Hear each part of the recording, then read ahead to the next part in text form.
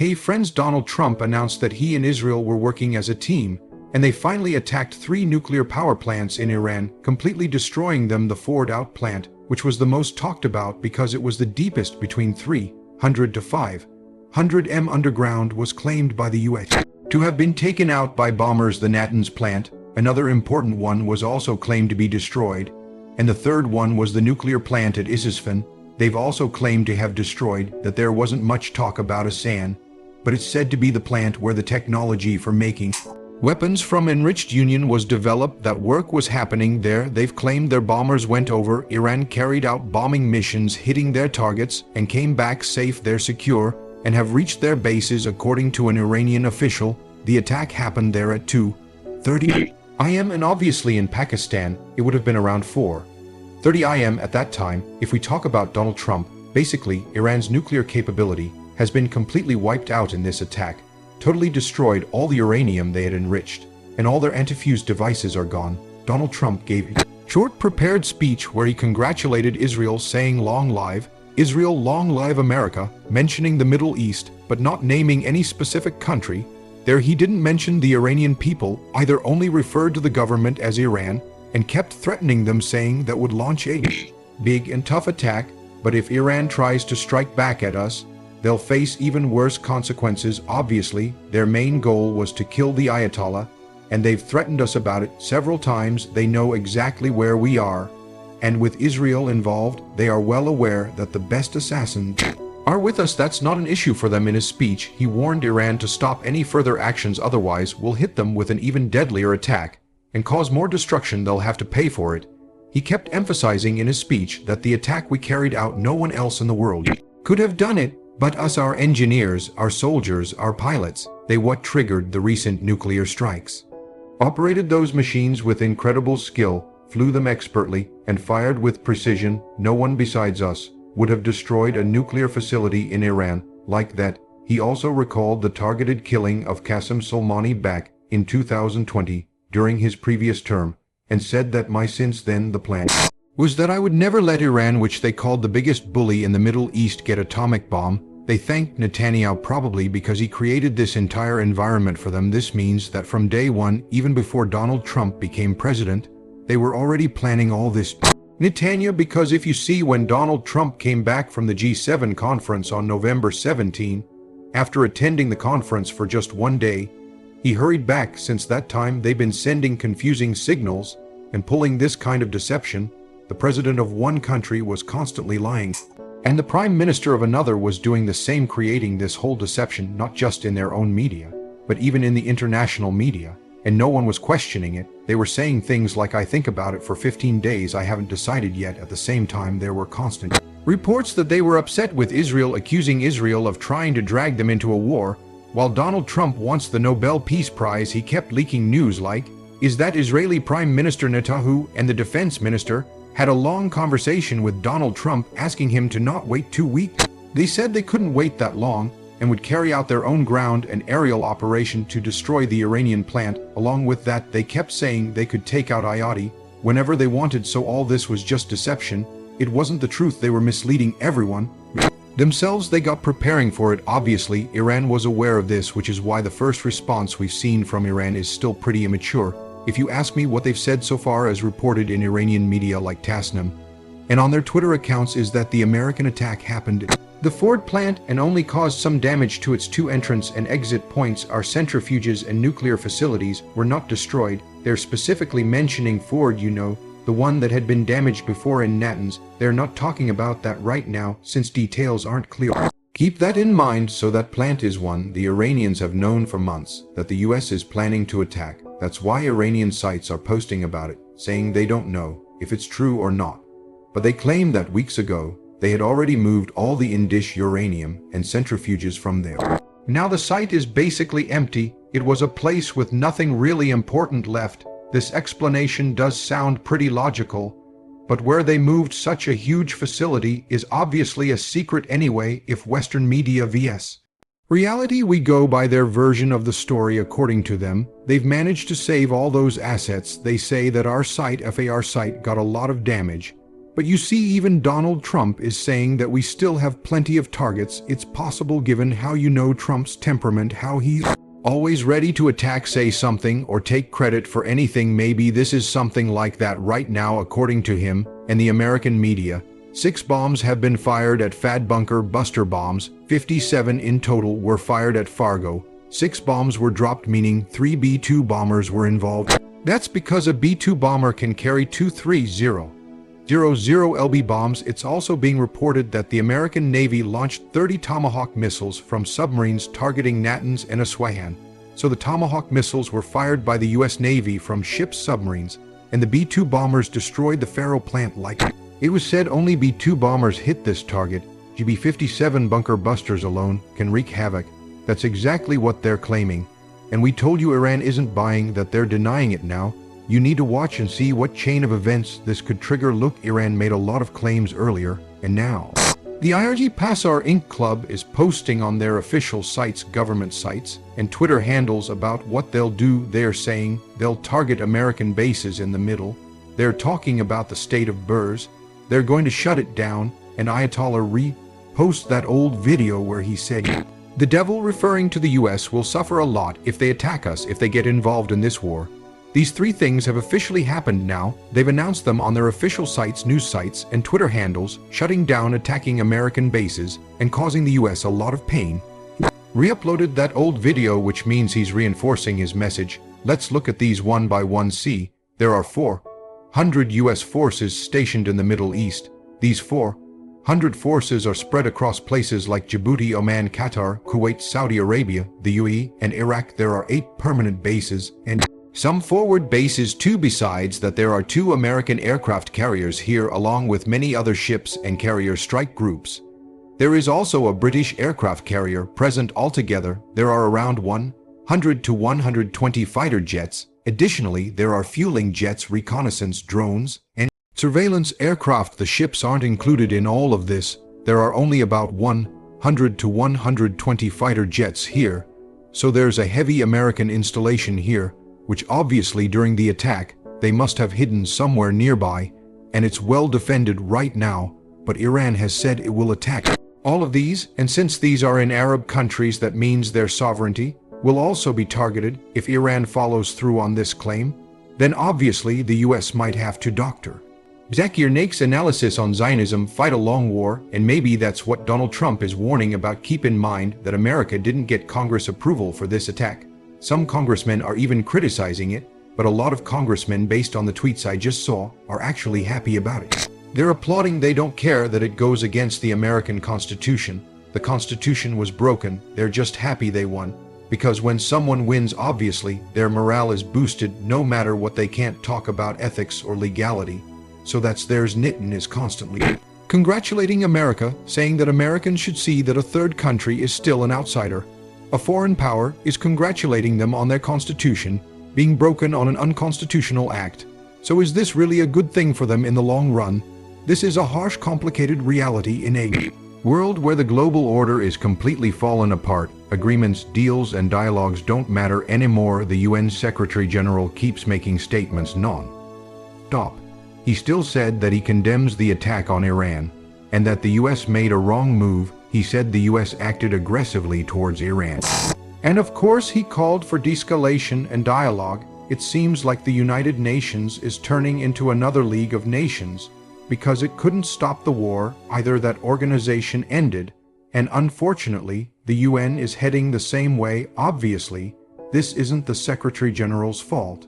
If world's leaders themselves don't want peace, then nothing this organization does will help. If someone wants to mess with Takatis, they find that the walls of every institution and its Secretary General are helpless, powerless people. What can they do? So this powerful owner has kept one undemocratic thing in this democratic institution right from day one. In the General Assembly, decisions are made with lots of votes, or 2/3 majority. But in the Security Council, where the real decisions happen, either the US or the powerful owner often doesn't even ask for permission. And if they do, one vote can overrule 4 votes. That is most of the world. The largest population can be ignored. So this has been an undemocratic thing in the United Nations from day one. This institution is going to change. It needs to update itself, otherwise it will lose its importance. and it's actually a great institution. World has a global forum where leaders can sit and decide their fate, have dialogues. It's a really good setup, a huge step forward for humanity, that people have collectively such an institution. But if the powerful countries keep disrespecting its sanctity like this, obviously this institution is going to end. Another thing the Iranians said besides attacking Iranian bases is that they're going to close the Strait of Hormuz, you know, that small strip where ships pass through about 6 to 10 kilometers wide at a certain bend. They said on Twitter and on their official IRGC accounts that they're going to shut it. The Quranic perspective on oppression down. Obviously, they have cruise missiles like Nasri Safar and Zulfikar, which is also called the Yali Miss. They can do that with those. Then they have the Strait of Hormuz. There are many submarines in the Persian Gulf. They can cause a lot of damage. They have the expertise. They can do all of this. That's why you see Pakistan has decided to import 1.4 billion L of oil.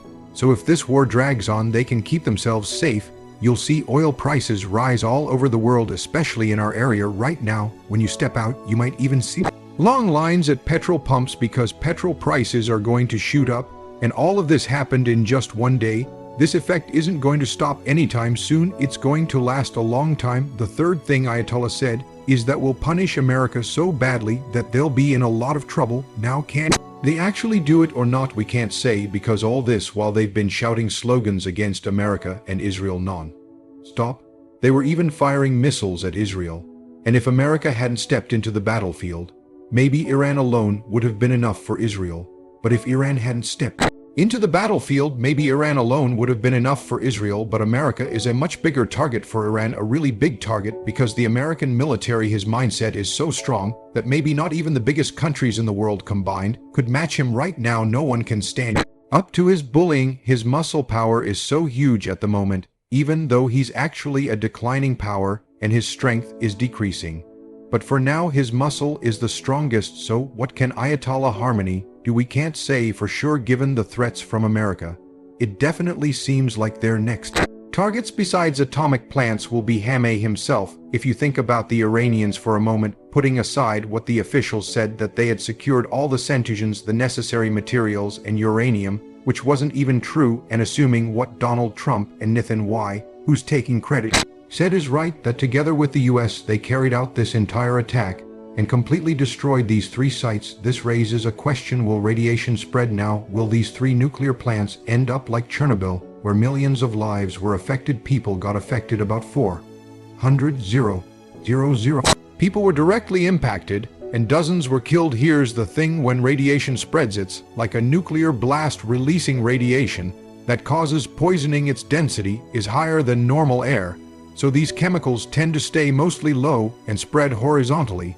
But if the radiation source is deep underground, there's much less chance of it spreading upwards. Keep in mind, it's still to be determined what kind of disease it was and why the Ummah must wake up now. Exactly the plants were, but this is the basic idea. The thing is, these elements are a bit heavier than air, so they stay close to the ground. You know, the environment is like a complete ecosystem, a cycle where every part is connected. If pollution spreads in one place, obviously, the whole environment in that cycle gets affected. And if this pollution seeps into the soil, the water will stay contaminated for a long time. Crops will be affected too, and obviously this kind of destruction won't just end in decades, maybe not even in centuries. It'll keep messing up the environment. So that's what's going to happen, but hopefully things won't get way out of hand. Now the United States has officially entered the war. Donald Trump even held a press conference taking full credit for the attacks, saying they were successful and that they have more targets lined up. Iran better watch out. So now, let's see if this could start a chain of events for the US. Will America get stuck in another long drawn-out war like Vietnam, Afghanistan, or Iraq? It's definitely possible, but for that to happen, Iran needs to the threat he's made so far to Israel, and the US have seriously backfired on him. Can he really carry out that many lethal attacks on the US? Can he back up everything he said? He's even capable of fighting a long guerrilla war. If he is then understand this, the US is truly stuck in a long fight, because sooner or later, the US will have to get boots on the ground in Iran in some form or another. Just bombing and launching occasional strikes won't solve the problem. Look at the mess in Hosea, is still not resolved. Gaza, even after bombing such a tiny strip, Israel couldn't achieve its goal. They had to send soldiers in, And they are still there, so now it all depends on Iran's resolve. How much they actually act on what they've said so far will decide where the next events with the US head. I think Iran will carry out a retaliation soon, a big retaliation targeting American bases, but it won't have a huge impact immediately because obviously the US will have secured itself against such attacks beforehand. This was clearly planned and timed, so he's made up his mind what happens next, because this war and all of this won't be over in just one day. If state oil exports are shut down, America has spiritual strength in times of crisis. Its own oil. It actually produces the most oil on its own land, so you can handle this war and might even export oil. If state farmers are shut down, there's some benefit in that. But the Arab countries, China, Russia, they all stand to lose here once again because of Donald Trump's foolishness. The Arab nations and the global south are China, Pakistan, and Russia are all getting the message that I'm not a reliable partner. I'm willing to go to any extent for my own and Israel's gains without caring about the damage it causes to other countries in the Middle East. Look, throughout the entire conversation, Donald Trump didn't even mention the name of a single Middle Eastern country. He didn't even mention the Iranian people because he always says we're with them. Obviously, he doesn't really care about them, but yes, he kept mentioning Israel's name again and again to justify himself. So yeah, they're giving a lot of trouble. Another side effect of this is that near Bab el-Mandab on the Red Sea coming from Yemen, you will see some action too. The Houthis had already announced that if the US launched a big attack on Iran, they'd start targeting American ships as well, so they're already going after Israeli ships there, and American ships will be next. Basically, the US isn't really cut out for this kind of war where they put boots on the ground. They just run bombing campaigns. That's their style. These kinds of attacks are mostly just for show. They don't really achieve much. You can't expect a bombing campaign alone to get results. The Middle East is in a dangerous spot right now. And if this conflict ends with Iran just launching a few attacks and then sitting back, exhausted to retaliate further, remember that Israel will be facing a situation where its power will only grow stronger. Countries like Turkey, Egypt, Saudi Arabia, Jordan, and especially the Palestinians will have to deal with that. So now they'll have to put up with stuff they probably never even imagined before, because his bullying power is absolute. He has the backing of the US to team up, and for the next 3 to 4 years while Donald Trump is around, wreck whoever he wants, wherever he wants, using any means he wants, and there'll be no international consequences or backlash from any power. It's been proven in these 19 months that when a powerful player attacks, especially if the other side is weak, they just get crushed. If you are allied with someone powerful, you don't have to face any kind of consequences. All the consequences are faced by the weak. So this is a scary lesson. Just look at how America didn't bomb the city because President Putin had already said that our engineers and scientists are there, and we won't pull them out. So Donald Trump, with his foolishness, kept gathering and encouraging all the countries that are against America. He kept strengthening this alliance. Message to youth: rise with knowledge against America and Israel. People are coming together in opposition. You will also see a reaction from Europe, because Europe didn't want such an attack on Iran either, since they had that deal arranged earlier with Obama. Even now they want to move forward with that same deal, but you see America scrapped that deal and those talks. That's why Europe is now forced to reconsider how much they can trust America. Look at France. Macron keeps saying that they now have to rely on their own missiles, their own stars, and their own strength. It's going to happen. Trusting American power so much isn't really good for us. Just look, by blindly following America, they ended up boycotting Russian oil and gas, and now they have to buy expensive gas and fuel, which is a huge burden on their economy. As I'm recording this video, the host country has already come out saying that America will have to face very tough consequences. Basically, the chain of events is starting right now. The world we knew before all this is over, it's wrong. This is a whole new world we facing, where America doesn't care about international laws or even its own laws. It doesn't care about its own Congress either, and since they've already won, there won't be many people speaking out against them. In fact, there'll be more people praising them, because obviously they've already won. Then look at the Middle Eastern countries that were developing and exporting oil and gas, like the UAE, Qatar, Saudi Arabia. They were making real progress. Now we'll see what kind of future they have, because it's inevitable basically if Iran and the OC do what they've said. And the US keeps responding the same way. Israel and the US, since they are on the same side, can protect themselves, but all the other countries will end up in a tough spot where their borders, exports, and assets aren't safe, then the question is, how much can Arab countries really trust the US now, especially when they have no idea when Israel might suddenly change its mind and get the US to act for some other agenda do it. Without them even knowing, they'll only find out when the very system they final dua and motivational message rely on is used against them, because if a country can't even keep itself secure, how will it ever progress? In a few hours we'll talk again about this changing situation, since we don't know what updates will come. So far, all the news we've got can just be called fake news or fake reactions. The full picture will emerge in a few hours when images from these places come out and some new actions unfold. What will those be? We'll tell you. Sure, we'll definitely talk if you have some time right now. You can check out this video about what's really been going on behind the scenes, the so-called great game between Russia, America, and China. It's about spying, space wars, tech theft, and the secret battles happening across different parts of the world and cities, all trying to build up their power and intelligence assets. You can tap here to watch the video. Thanks a lot.